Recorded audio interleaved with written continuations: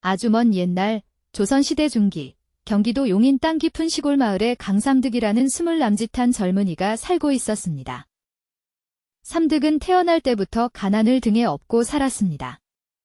그의 아버지는 대대로 이어진 가난 속에서 벗어나지 못하고 마을에서 가장 큰 부자인 황부잣집에서 평생 머슴살이를 하다 병을 얻어 지난해 가을 쓸쓸히 세상을 떠났습니다.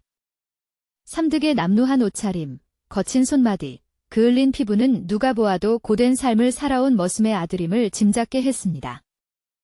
그래도 황부잣집 영감은 인정이 아주 없는 편은 아니어서 아비의 성실함을 보아 삼득에게 작은 떼기밭을 소작할 기회를 주었습니다. 하지만 소작농의 삶 역시 고달프기는 매한가지였습니다. 수확의 절반 이상을 지주에게 바쳐야 했고 늘 감시와 통제 속에 살아야 하는 이름만 농부이지 실상은 땅에 묶인 노비나 다름없는 신세였습니다. 찌는 듯한 여름날 아침, 삼득은 여느 때처럼 붉은 고추가 익어가는 밭으로 향하고 있었습니다. 그의 발걸음은 무거웠고 마음은 희망보다는 절망에 가까웠습니다. 그때 마을 어귀 양반 박진사댁 담벼락 옆을 무심코 지나다 그는 숨을 멎게 하는 광경을 목격했습니다. 높다란 대청마루에 앉아 탐스러운 검은 머리카락을 부드럽게 쓸어넘기는 여인이 있었습니다. 햇살 아래 드러난 하얀 목덜미와 섬섬옥수는 그가 평생 보아온 세상과는 너무나 다른 눈부신 아름다움이었습니다. 그녀는 박진사의 외동딸 박서현으로 곱기로 소문난 양반 교수였습니다. 그녀는 고운 비단 치마를 입고 있었고 얼굴에는 세상 물정 모르는 순수함과 함께 양반 가문의 도도함이 어려 있었습니다. 삼득의 존재는 그녀의 시야에 들어오지도 않았습니다. 그의 허름한 행색은 그녀가 사는 화려한 세계와는 너무나 동떨어진 것이었기 때문입니다. 그 순간부터 삼득의 마음속에는 온통 서현아 씨의 배곡 같은 모습만이 아른거렸습니다. 밭일은 손에 잡히지 않았고 애꿎은 물만 벌컥벌컥 들이켰습니다. 가슴속에는 감히 닿을 수 없는 존재에 대한 열망과 자신의 초라한 처지에 대한 깊은 슬픔이 뒤섞여 소용돌이쳤습니다. 며칠 후 삼득은 서현아 씨가 몸종과 함께 장의 놀이개를 사러 간다는 소식을 우연히 듣게 되었습니다. 삼득은 자신도 모르게 가슴이 두근거리는 것을 느꼈습니다. 그는 서둘러 밭일을 마무리하고 장터로 향했습니다. 장터 입구에서 쓰개치마로 얼굴을 가렸지만 반짝이는 눈빛과 고운 자태만으로도 서현아 씨임을 알아볼 수 있었습니다. 삼득은 떨리는 마음을 애써 감추며 그녀의 앞을 가로막고 불쑥 말을 건넸습니다. 저는 아랫마을에 사는 강삼득이라고 하옵니다. 아씨를 뵙고 첫눈에 반하였습니다. 서현은 깜짝 놀라며 얼굴을 찡그렸습니다. 감히 천한 농사꾼 따위가 자신의 앞길을 막고 말을 걸다니 불쾌하기 짝이 없었습니다. 네 이놈. 내가 누군 줄 알고 이리 무엄하게 구는 것이냐? 당장 내 앞에서 사라지지 못할까? 송구하옵니다. 아씨의 아버님께서 큰 농장을 가지신 박진사 어른이시라는 이야기는 익히 들었습니다. 허나 그런데도 내까지 것이 감히 나를 넘본단 말이냐? 내 혼처는 이미 정해져 있거늘. 어서 꺼지거라. 삼득은 서현의 싸늘하고 경멸 어린 태도에 가슴이 찢어지는 듯 했습니다.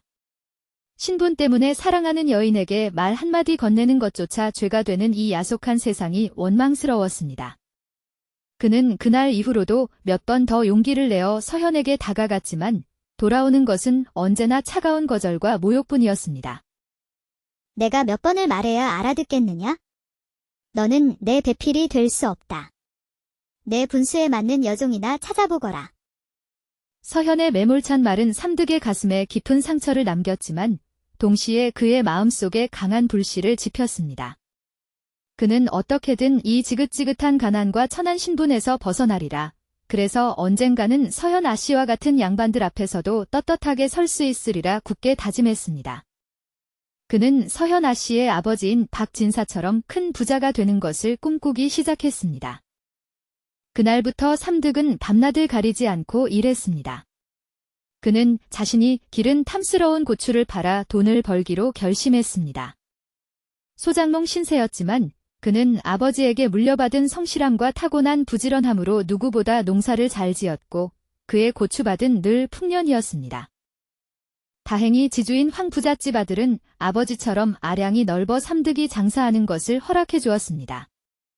삼득은 커다란 보자기에 잘 말린 붉은 고추를 한가득 담아 설레는 마음으로 장터로 향했습니다.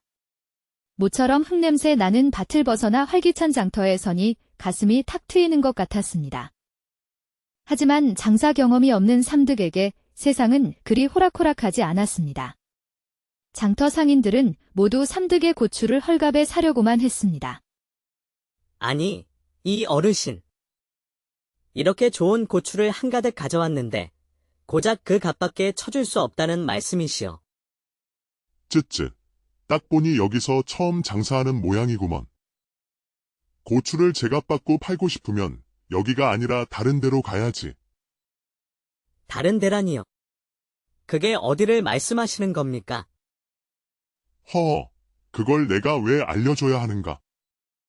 우리 같은 장사치들이 괜히 상인이 된 줄 아는가? 삼득이 실망하여 한숨을 쉬고 있을 때였습니다. 등 뒤에서 온화한 목소리가 들려왔습니다. 뒤를 돌아보니 백발의 노인 한 분이 인자한 미소를 지으며 삼득을 바라보고 있었습니다. 그는 평범한 농부 차림이었지만 눈빛에는 깊은 지혜가 담겨 있었습니다. 이복의 젊은이, 그렇게 낙담하지 말게. 고추를 팔고 싶으면 고추가 필요한 곳으로 가야 하지 않겠나? 어르신, 송구하오나 그곳이 대체 어디일지. 허, 그걸 왜 남에게 묻는가? 지금 자네에게 가장 필요한 것이 무엇인지 스스로에게 물어보면 답이 나올 것을. 삼득은 그제야 노인의 말뜻을 깨달았습니다. 그는 장터를 오가는 사람들에게 묻고 물어 여기서 그리 멀지 않은 이천마을에서는 닭과 오리를 많이 키워 사료로 쓸 고추가 늘 부족하다는 것을 알게 되었습니다. 삼득은 노인에게 허리를 깊이 숙여 감사의 인사를 전하고 곧장 이천마을로 향했습니다. 노인의 말대로 이천마을에 도착하자마자 삼득의 고추는 날개 돋친 듯 팔려나갔습니다. 닭과 오리를 키우는 농장주들은 삼득의 질 좋은 고추를 보자 앞다투어 사갔고 삼득은 난생 처음 제 손으로 큰돈을 벌었다는 뿌듯함에 가슴이 벅차올랐습니다. 신이 난 삼득은 마을 입구에 있는 주막으로 향했습니다.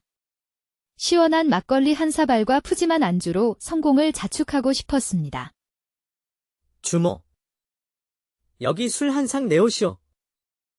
소고기가 있다면 그것도 좀 넉넉히 주시오. 주모는 호탕한 삼득의 목소리에 미소를 지으며 나왔습니다. 그녀는 월화, 벌화라고 불리는 30 중반쯤 되어 보이는 과부였는데 혼자서 주막을 억척스럽게 꾸려나가고 있었습니다. 시원시원한 성격과 후덕한 인심으로 손님들에게 인기가 좋았습니다. 어서 오십시오, 나리. 술은 얼마든지 내드릴 수 있는데 아쉽게도 소고기는 오늘 다 떨어졌습니다. 달고기라도 괜찮으시겠습니까? 달고기. 좋습니다. 어서 내오시오. 그것도 지금은 없는데. 어쩌나. 그냥 국밥 한 그릇 드시면 안 되겠소? 삼득은 벌떡 자리에서 일어났습니다. 주모, 잠깐만 기다리시오. 그는 주막 옆 닭 농장으로 뛰어가더니 가장 실한 놈으로 한 마리 값을 치르고 잡아왔습니다. 그의 우람한 팔뚝과 거침없는 행동에 주모 월화는 자신도 모르게 가슴이 설레는 것을 느꼈습니다.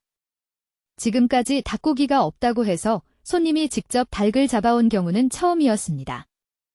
어머나, 손님도 참 이렇게까지 하실 필요는 없었는데.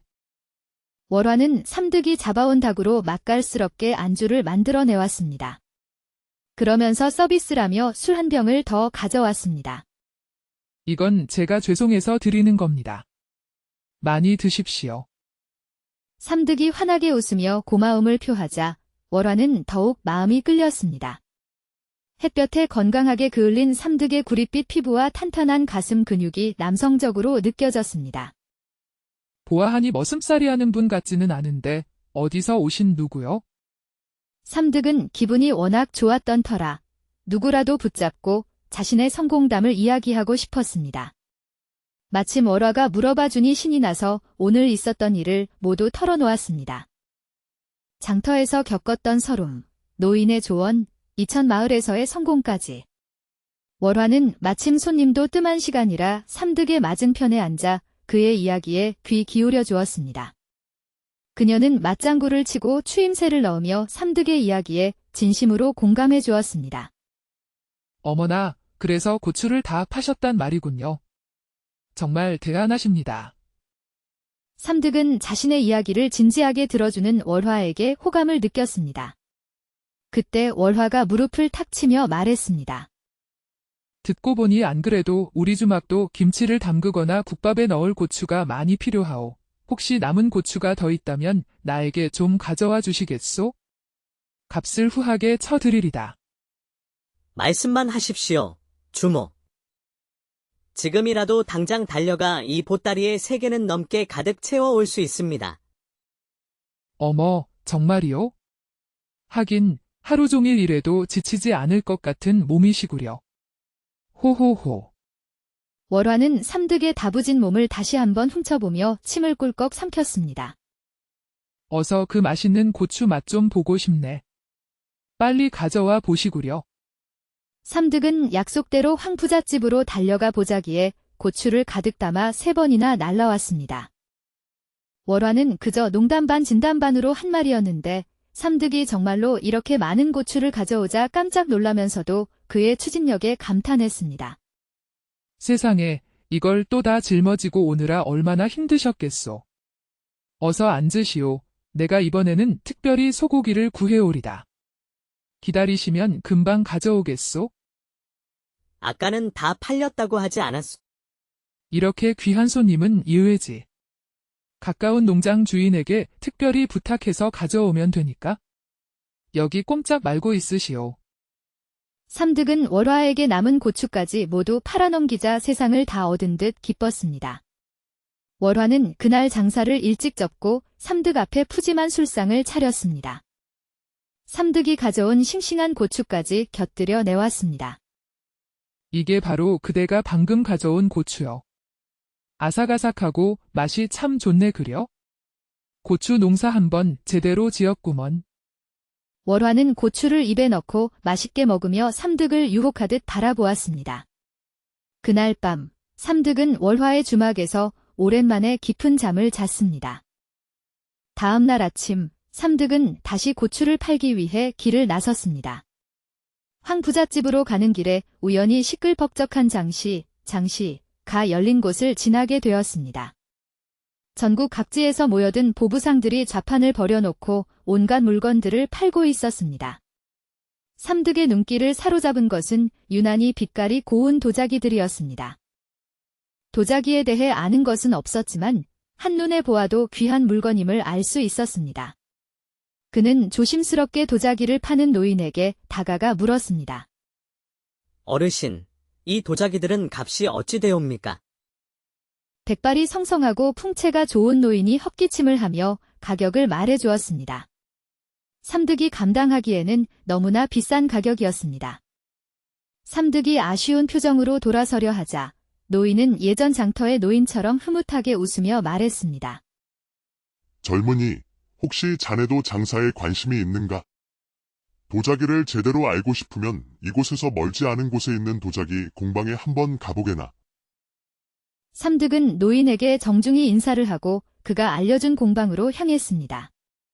공방은 과연 장터보다 훨씬 저렴한 가격에 도자기를 팔고 있었습니다. 무엇보다 삼득의 마음을 사로잡은 것은 흙덩이가 도공의 손에서 아름다운 형태로 빚어지는 광경이었습니다. 물레가 돌아가고 불길이 타오르는 모습은 그에게 새로운 세상에 대한 강렬한 호기심을 불러일으켰습니다. 그래, 젊은 총각이 도자기에는 어쩐 일인가? 이 많은 도자기들을 사서 어디다 쓰려고 그러는가? 공방 주인으로 보이는 다리가 조금 불편해 보이는 노로 영감이 물었습니다. 그의 손은 투박했지만 눈빛에는 오랜 경험과 자부심이 서려 있었습니다. 장사를 해보려고 합니다. 그런데 어르신, 실은 방금 전 이 도자기가 만들어지는 것을 보고 깊은 흥미를 느꼈습니다.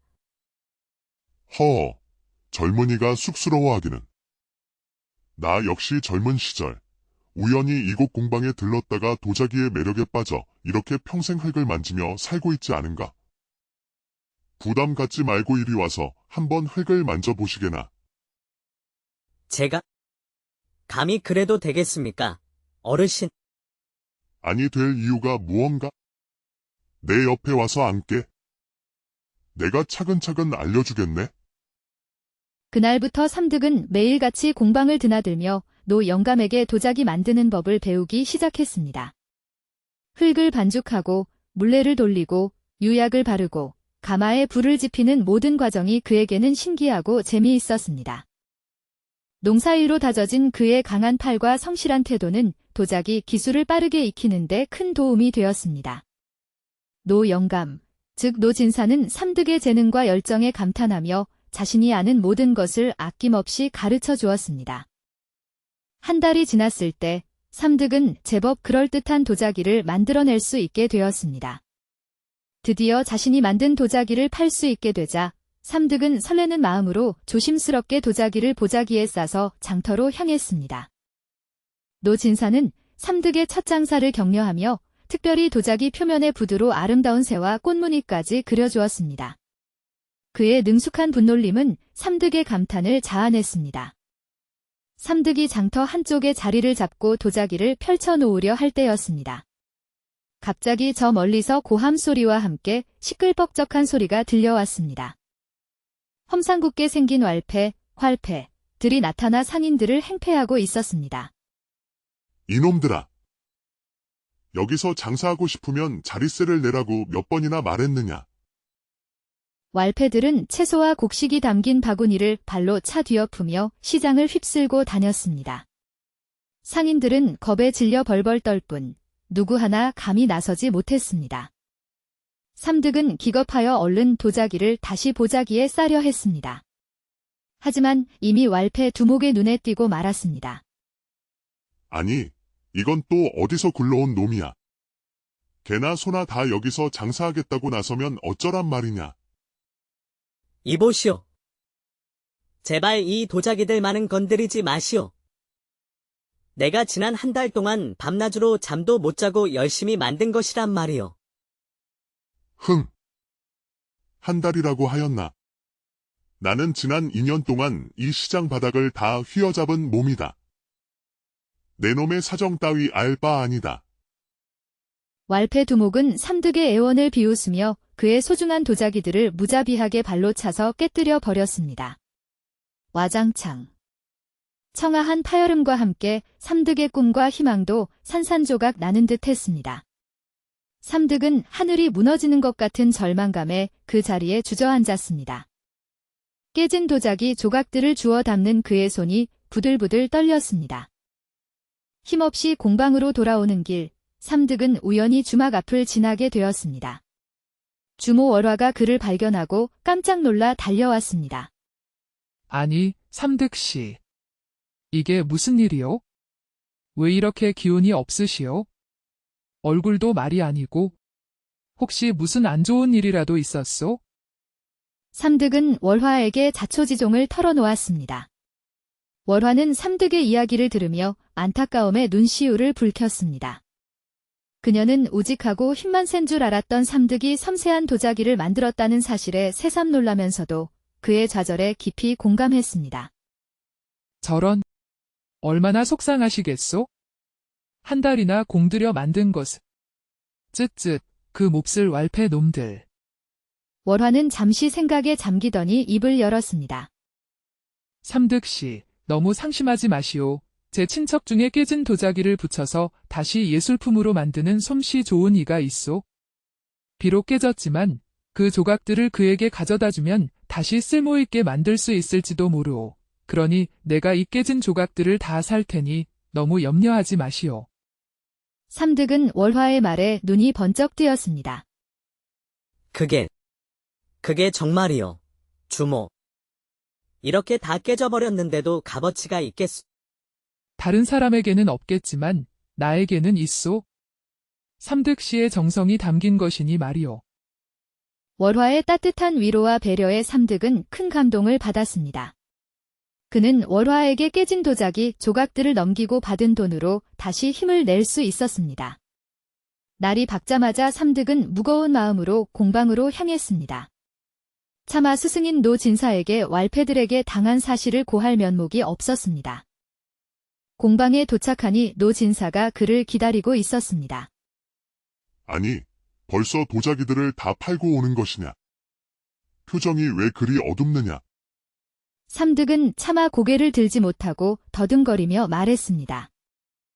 어르신, 죄송합니다. 장터에서 왈패놈들을 만나 어르신께서 정성껏 그림까지 그려주신 도자기들을 모두 박살내고 말았습니다. 삼득은 갑자기 울컥하며 눈물을 쏟았습니다. 스승의 노고를 헛되게 만든 것 같아 너무나 죄송하고 부끄러웠습니다. 그러자 노 진사는 삼득의 어깨를 두드리며 허허 웃었습니다. 이 사람아. 도자기야 다시 만들면 되는 것이 아닌가? 그런 일로 사내대장부가 질질 짜서야 쓰겠느냐? 노 진사는 삼득이 도자기에 대해 얼마나 깊은 애정을 가지고 있는지 깨달았습니다.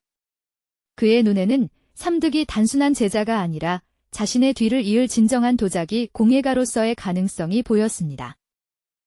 자네의 그 마음이면 되었네. 자네는 분명 훌륭한 도공이 될 걸세. 오늘은 이만 들어가 쉬고 내일 다시 힘내서 시작해보세나. 그날 저녁, 노 진사는 모든 일을 마치고 삼득을 자신의 집으로 데려갔습니다. 소박하지만 정갈한 집이었습니다. 연희야. 여기 술상 좀 내오너라. 노 진사가 안으로 소리치자 방문이 열리고 한 아리따운 처녀가 술상을 들고 나왔습니다. 그녀는 노 진사의 딸, 노연희였습니다. 18살쯤 되어 보이는 연희는 박서현과는 또 다른 아름다움을 지니고 있었습니다. 단아한 얼굴에 맑고 깊은 눈동자, 수줍은 듯한 미소는 삼득의 마음을 단번에 사로잡았습니다. 그녀가 삼득 앞에 술상을 내려놓을 때 풍겨오는 은은한 난향, 란향에 삼득은 숨이 막힐 지경이었습니다.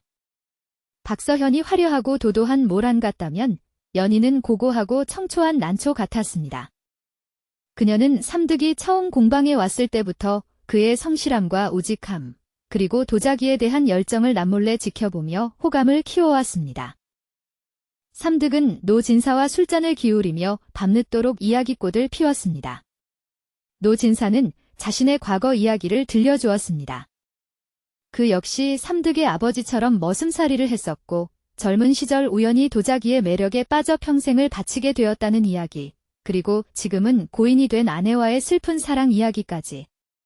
그의 인생 역정은 삼득의 처지와 너무나 비슷하여 삼득은 깊은 동질감을 느꼈습니다.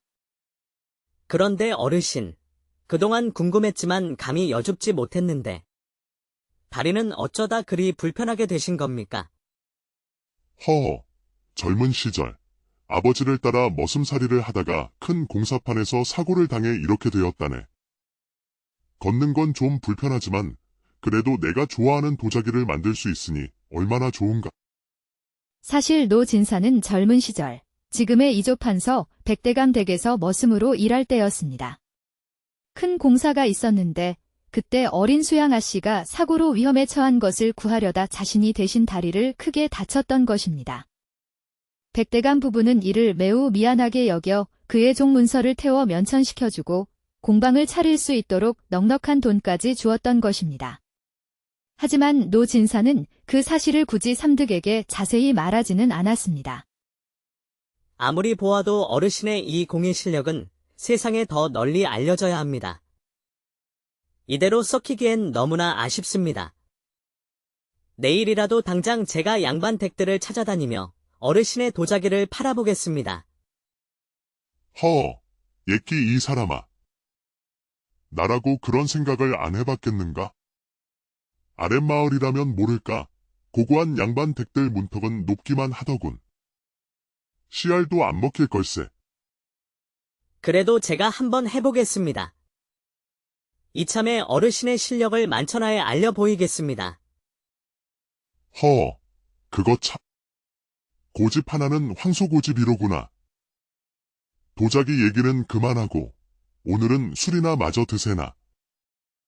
다음 날부터 삼득은 노 진사의 만류에도 불구하고 그의 뛰어난 솜씨가 담긴 도자기들을 들고 양반댁들을 찾아다니기 시작했습니다.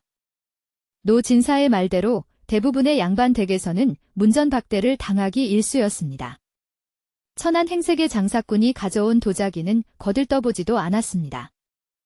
하지만 삼득은 포기하지 않았습니다. 그러는 동안 그는 노 진사에게 그림 그리는 법까지 배웠습니다. 처음에는 서툴렀지만 그의 타고난 손재주와 노력 덕분에 얼마 지나지 않아 새와 꽃, 산수 풍경까지 제법 그럴듯하게 그려낼 수 있게 되었습니다. 그러던 어느 날 삼득은 평소처럼 한 양반집을 찾았습니다. 이번에는 노 진사가 만든 백자에 자신이 직접 섬세하게 새와 꽃무늬를 그려 넣은 도자기를 가지고 갔습니다. 대문을 지키는 하인은 이번에도 삼득을 귀찮다는 듯 내쫓으려 했습니다. 삼득이 물러서지 않고 버티고 서서 실랑이를 벌이고 있을 때였습니다. 마침 안채에서 고운 비단 옷을 차려입은 귀티 나는 마님이 지나가다 그 광경을 보게 되었습니다. 그녀는 바로 이조판서 백대감의 부인인 정경 부인 이씨였습니다. 무슨 일인데 이리 소란스러우냐? 마님, 송구하옵니다. 이놈이 글쎄 느닷없이 찾아와서 도자기를 팔겠다고. 이씨 부인 역시 처음에는 별다른 관심을 보이지 않았습니다. 하지만 삼득이 자신이 직접 그림을 그렸다는 도자기를 간절하게 내밀자 그녀는 잠시 걸음을 멈추고 도자기를 유심히 살펴보았습니다.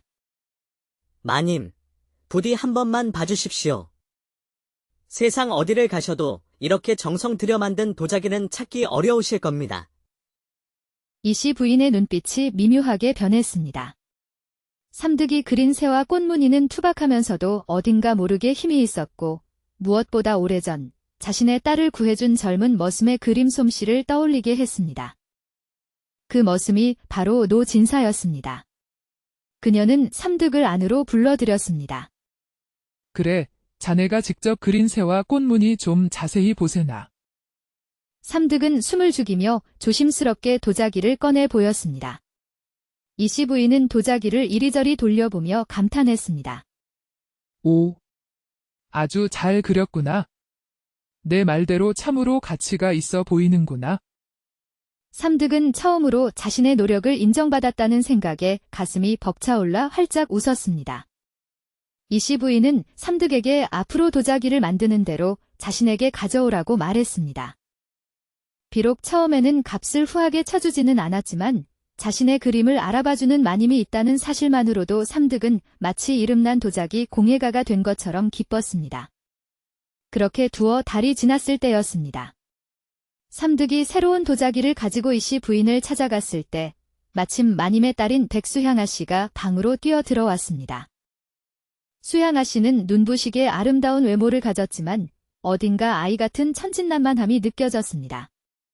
이씨 부인은 그런 딸을 다 큰 성인이 아닌 어린아이를 달래듯 대했습니다. 알고 보니 수향아 씨는 어릴 적 큰 사고, 노 진사가 구해준 바로 그 사고의 충격으로 정신적인 성장이 더뎌진 상태였습니다. 겉모습은 영락없는 18 처녀였지만 하는 행동은 7살 어린아이와 같았습니다. 내 딸 수향이라네.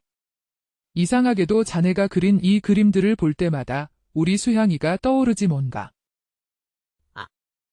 그러셨군요. 몰라 뵈어 송구합니다. 마님. 삼득은 수향아 씨의 안타까운 사연을 알게 된 후 더욱 그림에 정성을 쏟았습니다. 특히 수향아 씨가 유난히 꽃 그림을 좋아한다는 것을 알고부터는 더욱 화사하고 아름다운 꽃무늬를 도자기에 그려 넣었습니다. 노 진사 역시 사정을 듣고는 삼득에게 더욱 열심히 그림을 가르쳐 주었습니다. 어느덧 시간은 흘러 삼득은 도자기 제작과 그림 솜씨 모두 일취월장하여 제법 이름난 도공으로 인정받게 되었습니다. 어느 날 이씨 부인 댁에 도자기를 납품하러 가려던 삼득을 노 진사가 불렀습니다. 삼득아, 이제 너도 어엿한 공예가가 되었으니 이 늙은이가 물러날 때가 된 것 같구나. 이 공방을 너에게 물려주고 싶다. 아니, 어르신. 어찌 감히 제가 이 유서 깊은 공방을 물려받을 수 있겠습니까? 너도 알지 않느냐? 이제 나는 늙었고 이 공방을 물려줄 아들도 없지 않느냐? 지금까지 너처럼 도자기 공예에 정성을 다하고 재능을 보인 사람은 없었다. 오랫동안 널 지켜본 바로는 너만한 적임자가 없구나. 삼득은 노 진사의 깊은 신뢰와 배려에 감격하여 눈물을 글썽이며 큰 절을 올렸습니다. 노 진사는 삼득을 일으켜 세우며 말을 이었습니다. 그리고 너도 이제 장가를 가야 하지 않겠느냐? 혹시 내 딸 연희를 어찌 생각하느냐? 삼득은 다시 한번 울컥했습니다. 그저 도자기가 좋아서 시작한 일이었는데 스승으로부터 공방을 물려받게 된 것도 모자라 꿈에 그리던 연희 아씨와 혼인까지 할 수 있게 되다니 꿈만 같았습니다. 어르신. 정말 무슨 말씀을 드려야 할지. 그저 감사하고 또 감사합니다. 마침 방으로 들어오던 연희는 아버지와 삼득의 대화를 듣고 얼굴이 홍당무처럼 빨개졌습니다. 그녀 역시 듬직하고 성실한 삼득에게 오랫동안 연모의 감정을 품어왔던 터였습니다. 이제 삼득은 아버지 못지않게 훌륭한 도공이 되었고 양반 댁에까지 도자기를 납품하며 실력을 인정받고 있었으니 혼례를 미룰 이유가 없었습니다. 그날 밤 삼득은 노 진사의 허락하에 처음으로 연희의 방에 들어갔습니다. 두 사람은 서로의 마음을 확인하고 미래를 약속하며 아름다운 밤을 보냈습니다. 다음 날 아침 삼득은 세상을 다 얻은 듯 기쁜 마음으로 이씨 부인 댁으로 향했습니다. 오늘은 특별히 수양아 씨가 좋아할 만한 화려한 모란꽃이 그려진 백자를 준비했습니다. 그런데 이씨 부인의 표정이 평소와 달리 진지하고 어두워 보였습니다. 어서 오시게. 마침 나도 자네에게 할 말이 있었네. 말씀하소서, 마님. 이제 자네도 어엿한 도자기 공예가가 되었지 않은가. 자네의 성실함과 재능은 내가 익히 보아왔네. 이씨 부인은 잠시 말을 멈추고 삼득의